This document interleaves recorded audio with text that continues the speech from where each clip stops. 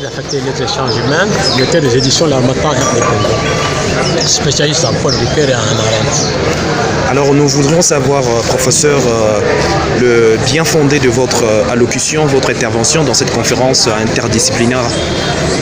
C'est qui est intéressant parce que je pense sincèrement que Ricoeur peut être une mémoire vive pour construire une Afrique conviviale. Je pense très sincèrement, mais pour y arriver, il fallait discuter avec lui, dialoguer avec lui. Parce que c'est un philosophe d'ouverture, un philosophe de dialogue, d'ouverture entre les peuples et entre les civilisations. Malheureusement, dans cette démarche d'ouverture, il a reconnu les limites de sa mémoire par rapport à l'Inde et la Chine. Pour nous, l'Afrique, c'était l'espace occidental. Et ma question de lui faire dire qu'il n'y a pas de civilisation maîtresse qui dirige tout le monde, qui domine.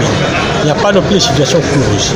Parce que chaque civilisation a sa valeur et ses limites. Les dialogues entre les peuples sont possibles. C'est comme ça que je suis passé par la question du mal pour creuser justement, pour établir le dialogue avec lui en mettant des limites et les passerelles, les points sur lesquels on pouvait se rencontrer. La question du mal métaphysique comme la maladie, la question du mal moral comme la faute, le péché, le mal politique comme le génocide, qui m'ont permis d'établir justement les points de convergence et de divergence. Voilà à peu près ça, et retirer ce qui dit les fondamentales, c'est que la question qui se pose, ce n'est pas pourquoi le mal est, mais comment faire pour lutter contre ce mal et réhabiliter la convivialité des vivre ensemble. Par l'éthique qu'il propose et la politique. L'éthique, il dit il faut d'abord avoir les soucis des soi. Il faut avoir les soucis des autres. Ne pas faire autrui ce que tu soit fait. Mettre en harmonie le pardon, la réconciliation, la faculté de juger, savoir distinguer le bien du mal et faire le bien. Voilà.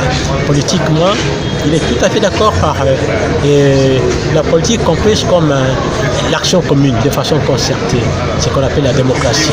Et nous, là aussi, nous avons du chemin à prendre, c'est comme ça, j'ai dit, voir quels sont les défis qui nous sont posés dans ces secteurs-là, compte tenu de l'héritage colonial, conflicto-jeunesse qui porte les gemmes du conflit, parce qu'avec 1885, la bataillation, on a mis ensemble des empires qui n'avaient rien à voir, on les a regroupés, on a séparé les frères qui étaient ensemble, et du coup, difficulté de construire l'État-nation, nous tombons facilement dans ce que j'appelle la familiocratie, la tribalocratie, l'ethnocratie, la provincialocratie.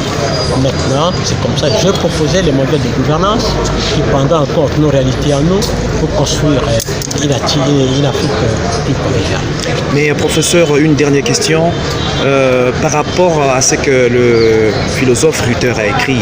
Parce que nous voulons contextualiser. Vous avez vu un intervenant qui est intervenu pour dire que par rapport à l'aspect politique que vous avez évoqué, il n'a pas tout à fait été d'accord. Mais pragmatiquement, qu'est-ce qu'on peut retenir, même si on veut contextualiser le cas de la RDC à l'Est Non, lui, il n'a pas été d'accord. Est-ce qu'il a bien...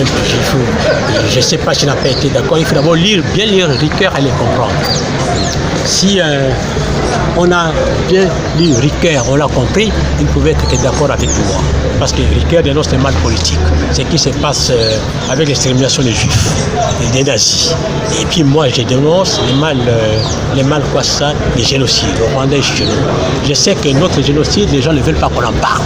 Mais il faut en parler.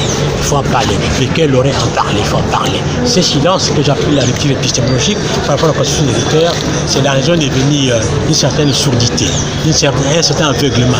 Elle est devenue sourde et muette. Elle ne sait plus distinguer le bien du mal. Voilà. C'est la crise de la rationalité, de la faillite même de l'élite. Merci beaucoup. Professeur, vous avez également évoqué la question de la congolité des pères et des mères. Je vous ai suivi. Quel parallélisme établissez-vous entre les livres de Ricoeur et cette notion-là qui apparemment est en train de s'ancrer dans...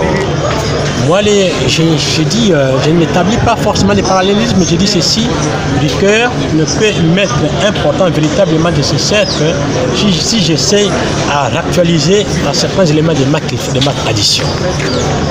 Et puis, je ne pense pas qu'il faille faire un mimétisme aveugle, de recopier à l'aveugle, même mimétisme critique.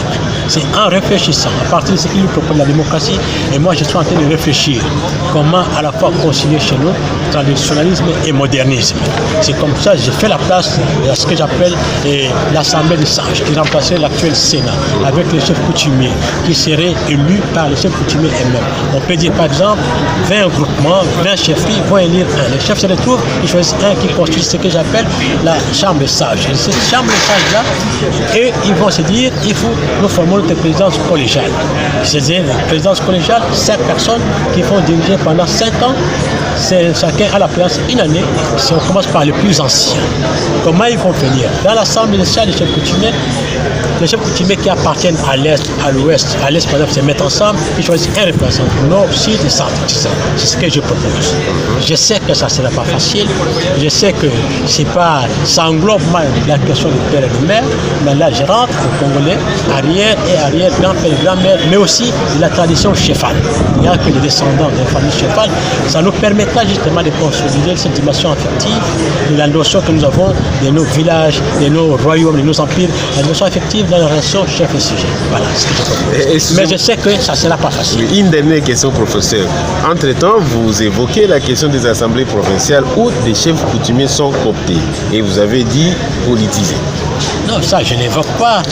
Parce qu'on m'a demandé d'évaluer l'action qui peut être maintenant. Mais c'est difficile d'évaluer parce qu'ils sont cooptés, donc politisés. Difficile d'évaluer est-ce que ça comporte vraiment un véritable chef coutumier. C'est ça la question qu'il faut se poser. Merci beaucoup, professeur. Merci beaucoup.